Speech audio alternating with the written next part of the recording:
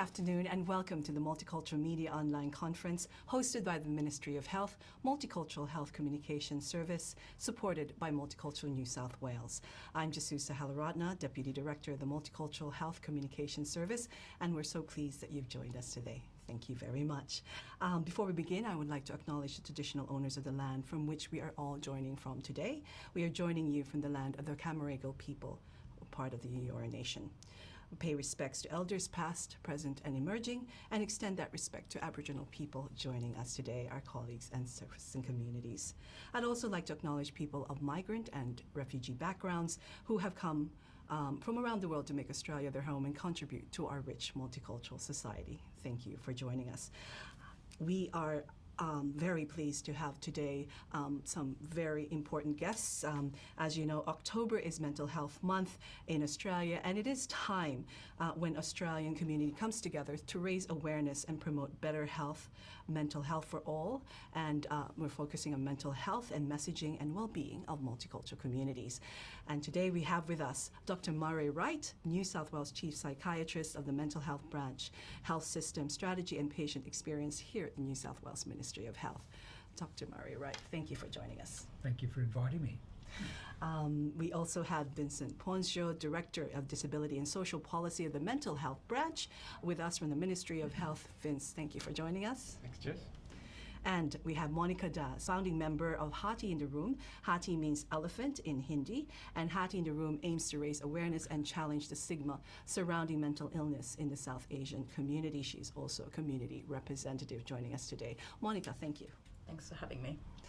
Thank you, and we are going to be asking questions. If you have any questions, please put them on the Q&A and chat, and we'll try to answer your questions. We have 30 minutes, but we have experts here to answer your questions. Murray, first question, why is it so important to talk about mental health for multicultural communities, and how crucial is it to provide support for them? Yeah. Well, I think it's important for all communities to enable people to talk about mental health, Jess. But I think we know that the stigma and shame that's attached to talking about or acknowledging mental illness is stronger in some particular communities. Why is it important? Because problems with mental health are relatively common in all communities. About one in four people in the community suffer from problems with their mental health at any time. And about 40% of the community will have some lifetime experience of mental health problems. It's common and it's in our midst, and we need to talk about it, because if we don't normalise talking about problems with mental health, then those people who are experiencing difficulties for the first time will not speak up and will not get help and assistance that they need. And so by talking about it, it becomes part of a normal everyday conversation, which I think it should be, and then people who have struggles will actually get the help they need. Thank you so much, Murray. Vince, what are some of the key issues to be considered in relation to mental health for people from culturally and linguistically diverse communities? I'll probably build on some of the comments that Murray's made just there. I mean, I think as all communities, there's a range of views about mental health and about mental illness. There are different understandings and beliefs about what causes mental health problems, what causes mental illness. There are different beliefs about the treatments that people should seek, and what to expect from that sort of process. And as Murray said, those beliefs actually directly affect help-seeking behaviour, so how people seek help, who they seek help from, when they seek help, etc. And we were talking about, before we started the conference today, I'm a son of Italian immigrants, and certainly there's an aspect to that community where shame and stigma are definitely related to mental health and mental illness, as with so many communities. And what that means is that at times the early signs of mental health problems people can attempt to keep them hidden, or they can be confined to people's immediate families. And it contributes to the risk of sort of delaying help seeking from professionals, from GPs, from whoever, because there's a shame attached to that issue. What that means is that problems can often become worse because there's a delay in seeking help, and that may ultimately lead to even the risk of hospitalisation, where someone delays treatment and doesn't seek help for various reasons. So shame, obviously attitudes to mental health and mental illness are improving all the time, and there's much more awareness in all communities about the importance of mental health and the importance of seeking help when mental health problems arise. But shame and stigma are certainly, they're definitely a part of the issues that we need to face, and they're important for all of us. And Murray did say it's about sometimes it is about connection, isn't it? It's just connecting with people and how normalizing the conversation, and that means normalizing the conversation within families and homes.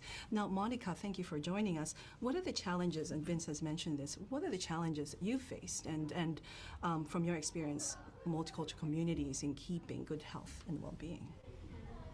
Yeah, I think there's kind of two big buckets of challenges. I'd kind of describe the first one as very practical challenges. So often multicultural communities find it very difficult to understand how, even if they're at the position that they can seek help, how to do that. So whether it's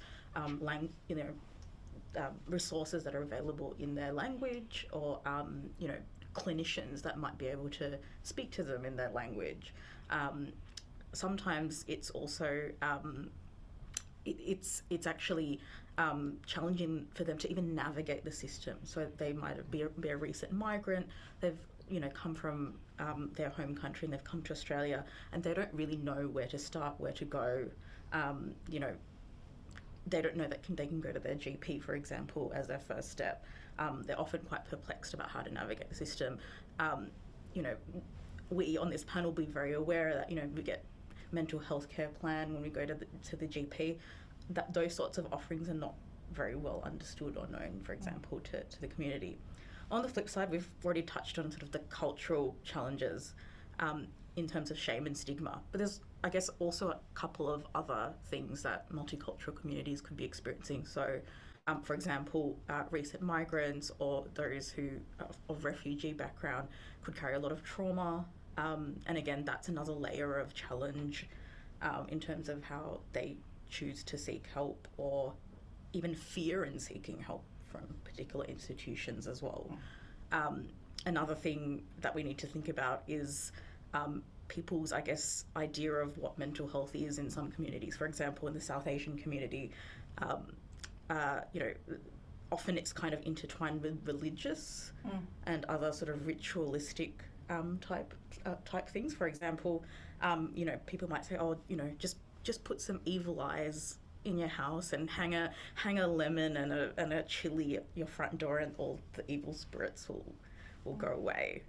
And so that sort of attitude of, we don't actually need to do anything about it. We just need to sort of ward off all the bad stuff. So it's, I would say, more deeply rooted cultural challenges that stop people from actually saying, hey, I might have a mental health challenge here and actually need to do something about it. And Monica, you've set up a group. You're part of a founding member of Haathi in the Room, which is for South Asian communities. Based on your experience as well, you said that you needed that kind of support. Yeah, so I had my own lived experience of mental health challenges. So I've had kind of living with depression and anxiety for over 15 years. And I didn't have a space in my community to sort of openly discuss or talk about it, and all those things around shame and stigma just made me basically very much sort of stopped me from seeking help and doing something about it, made my condition much worse, and I realised I'm really scared about talking about it in my community. Or what would the repercussions be? What would the perception on my family be? What if people found out? All of that sort of self-talk. Over the years, I realised actually I can help to be part of creating that safe space and community where it didn't exist for me. And I think we've been able to come a long way in creating, the events and safe spaces for people to actually openly talk about this issue. Thank you, Monica. And Murray, what do we know that helps communities? Exactly what Monica is saying is setting up connections. Yeah. So, well, I think to take a step back, I think that we know quite a lot about the difference between communities which seem to be able to manage adversity quite well versus communities that struggle.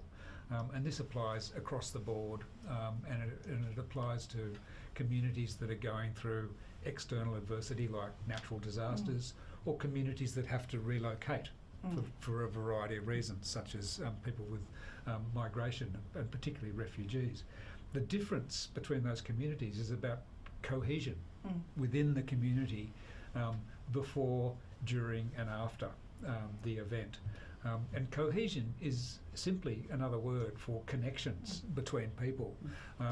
And those connections actually mean that people know each other, they talk to each other, they care about what happens to the others in the community. So it's not hard to imagine that when you're dealing with an issue, if you have that pre-existing within your community, then that issue is a lot easier to deal with, because my problem is a problem that you might be a little bit aware of and you might be able to assist.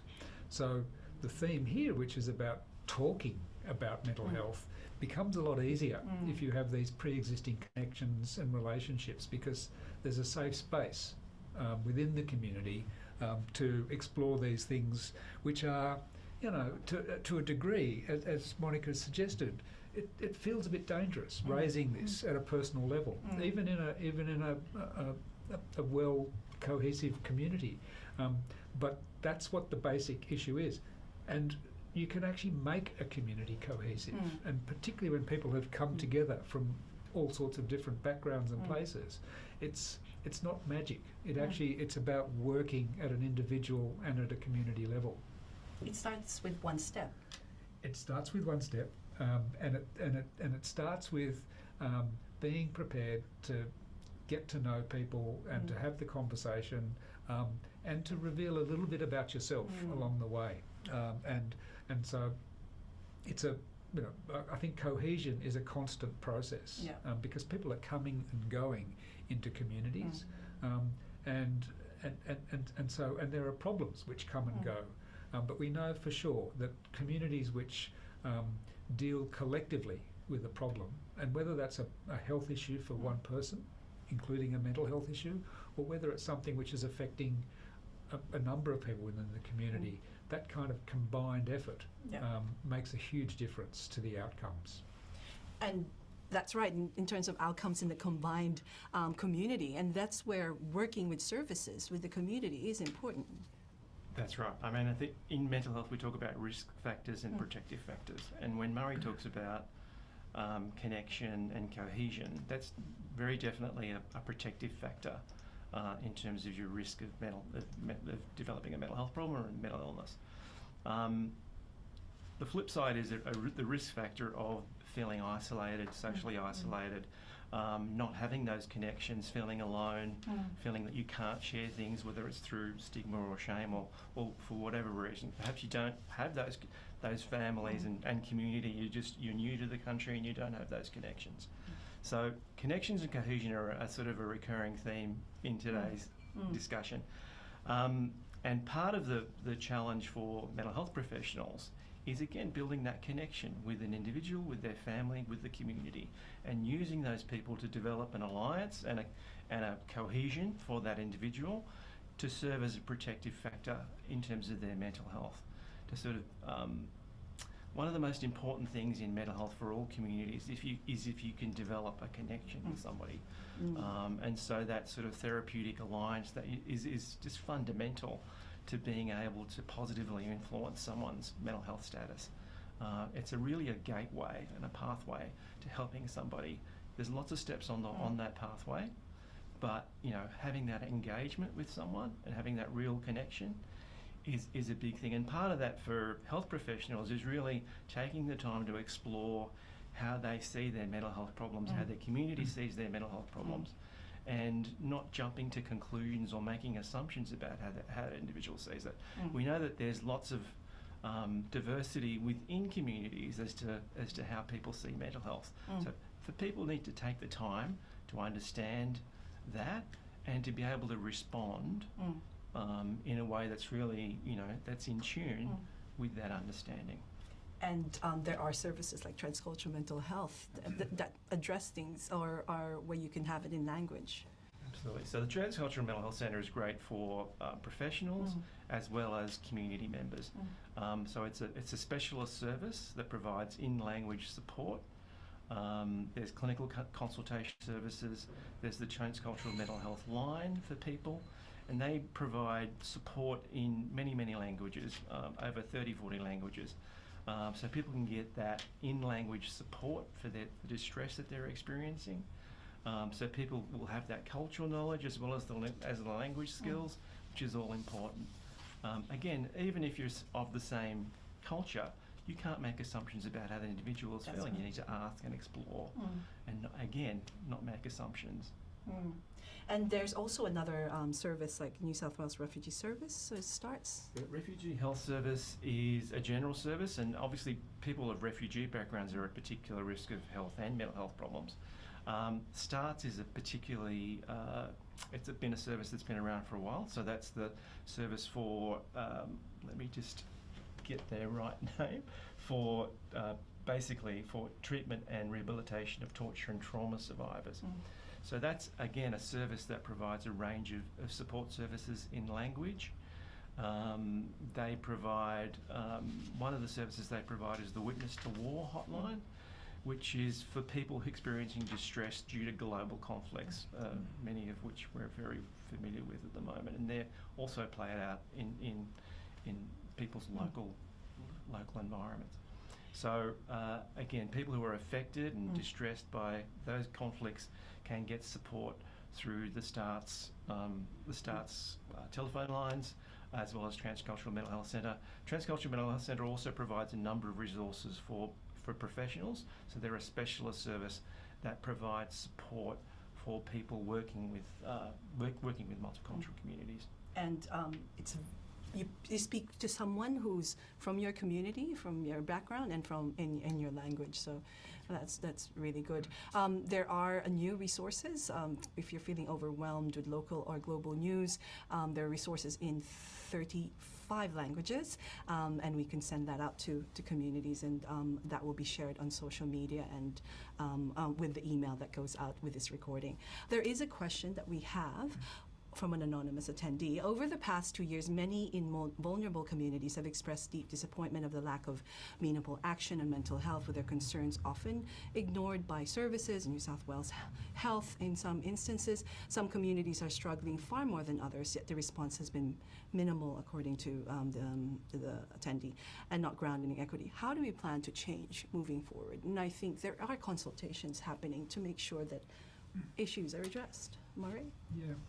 Look, I think it's an important question, and I think that it's not just in particular communities. I think there are concerns about the access to mental health services for many people in New South Wales and other parts of the country, and we are challenged because, and in some ways, it is a problem, but it's also a product of us encouraging people to come forward.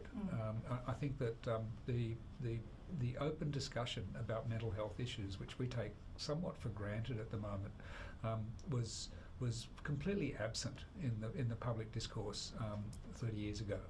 It was really only in the late 1990s that people started to talk about it, and it changed when some prominent and highly respected individuals actually spoke about their own lived experience. And I was around when that happened, and that was a game changer. And so I think that, and we're talking about that now in relation to in multicultural settings. And to me, that's a really important part of the conversation, is if you've got someone from within the community who can say, actually, you know, I've had quite a successful life, but I've battled with these things on and off throughout my life. It completely changes the dialogue. I think in terms of particular communities who feel like they're not getting the same kind of access as other members of the community, the way our services are organised, we sit within the local health districts, and in each of those local districts, the broad district service, and in particular the mental health service, part of their task is to engage at a whole of community level, and that includes meeting on a regular basis and developing shared plans and strategies with local government, with non-government organisations, with the private sector, and that includes representatives of some of the communities that are prominent within those areas. And my advice would be to seek out and use those kinds of forums, which do happen on a regular basis in many parts of this state, to speak up for what they feel is missing and what they feel would be helpful to them. Thank you, Mara. And I think, Monica, you've partnered with a lot of the organizations within government and with Haathi in the room and with South Asian communities. How crucial was that in terms of consulting and collaborating with organizations within governments? Yeah, absolutely. I think, we've over the years, we've been really lucky to collaborate with the Multicultural Health Communication Service, Multicultural New South Wales, and other community organisations in sort of the broader South Asian community as well. I think it's just crucial for us to make sure we are able to communicate and provide the right resources to our own community.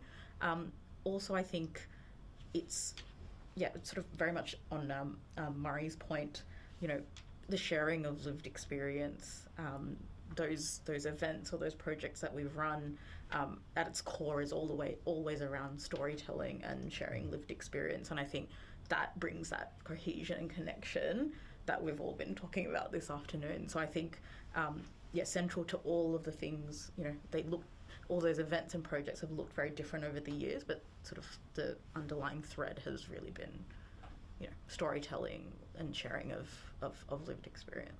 And I think what you said, and that you were witness to when people who are well known, that look so successful and famous and happy, sometimes it's not the case. So in terms of services, in terms of Vince, in terms of how New South Wales, the Ministry of Health and the Mental Health Branch is addressing this is ongoing. Yeah, absolutely. And you know, we are committed to making our services equitable and accessible for everybody.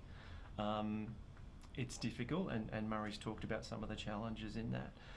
And you know, I'd agree that as the community understands more about mental health, you know, there's obviously a desire and a demand to access those services, whether they be in the public sector or in the private sector, etc. So, but we need to ensure that we are maintaining our commitment to everyone in the community, and that means providing information. It means providing links. It means ensuring that we're going that extra step to looking at the particular needs of people who are vulnerable or who have particular disadvantage in terms of, you know, perhaps being new to the country, perhaps again, not having those connections that we've talked about, and really ensuring that they get the support when they need it, and that's obviously affected by a number of things in terms of, you know, that growing debate and discussion that we're having amongst communities like your community, and using that as a pathway for people to get the help that they need. Mental Health Month theme this year is taking steps on your well-being journey. Mara, I'd like to ask, what is well-being and mental health? Could you just elaborate that so we can differentiate? Yeah, no, I like that question because I think that it's important to understand that well-being and mental health are two quite distinct but interdependent issues. and they are without well-being, your mental health is in jeopardy, and vice versa. So well-being is about the whole person. It's about your state of physical, mental, spiritual, social, professional state. It's all aspects of you, and so to have a good state of well-being, you need to be attending to all those aspects of who you are and how you live your life, and it's simple things like physical health, nutrition, recreation, physical activity, eating well, being engaged in meaningful activity within the community, having connection that keeps coming up, and those things are foundational. Mental health or mental illness is when your psychological state is struggling, and so our mental health is focused much more on, if you like, on the psyche, on things like mood, thinking, concentration, ability to problem solve, ability to sort of connect and get on with other people, and to progress in your life, and to manage your relationships and your work and your social life. And so one is connected to the other, but it's important to see that they're also quite different.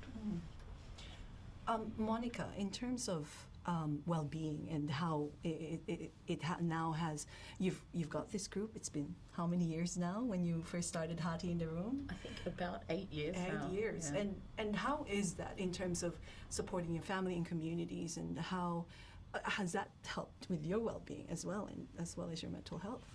Absolutely. So I guess it sounds a bit self-serving, but sometimes doing community work and volunteering and really giving back to the community actually helps you in your recovery journey. So I think, as I sort of mentioned, I started from a place of a lot of fear and kind of apprehension about sort of talking about this in my community, and now it's really, we've made such inroads in that, that fear is gone. And I think, it's certainly, I do this work, and I do some other volunteering as well, which definitely, as I said, makes me feel better. It actually helps me as part of, the suite of other things I try to do to maintain my well-being, which includes seeking professional help. So I see, for example, a psychologist very regularly, and a psychologist who's very culturally, who offers a lot of cultural experience as well. So it's definitely something I've learnt over the years, in the time that I've been a part of Haathi in the Room. And Vince, that is important, finding someone, a person or individuals, communities that you feel comfortable with.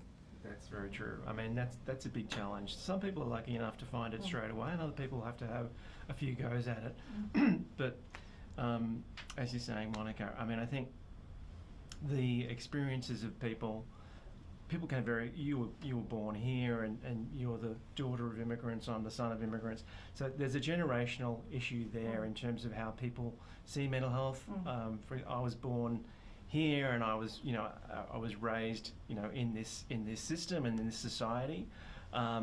So the way I would see it and the way I connect will be different to, say, my parents and how they connect. And you need a sort of an approach that is for you, and you need to test that out, because it is crucial, that relationship with someone who you can trust and who you can share your innermost thoughts with, and be confident that that person will manage that in a professional way, in a way that's non-judgmental but helpful, and really get to know you and how you experience things. I think is really critical. And one messaging may be different for a different individual. Oh, completely. And I think that we're focusing on the importance of being culturally attuned and sensitive, but you also need to be attuned to the age range. A message will resonate with an adolescent, which will completely miss an older audience, and so it's about the whole person. It's their age group, their cohort, and their cultural background. Look, we've run out of time, but there's a lot of work done and a lot of work more to do, and I want to thank you for all the work, all the support, and as we continue to work together. But any last words, Monica? I'll go with you before we go. Any last thoughts and anything you'd like to share to audience, media, community, and health workers? This conversation is just so important. So have them within your own communities, in your workplaces, because the more we talk about it, the less stigma there is, the less fear, and I think more progress can be made. So that's my kind of takeaway to everyone watching. Well, thank you, Monica, for being here and for sharing your insights and your experience with us. Vince? Just shout out to also the resources that are developed by Multicultural Health Communication Service. And mental health branch. Mental health branch. So some of the social media tiles, etc. So we've talked about some of the services available through Transcultural Mental Health Centre, through STARTS, etc. But there's also lots of resources that Multicultural Health Communication Service have. We'll be able to advertise that over the coming days to this audience. And all that information has a place and is helpful to people, and people will find information, will find aspects of that information particularly that resonate with them.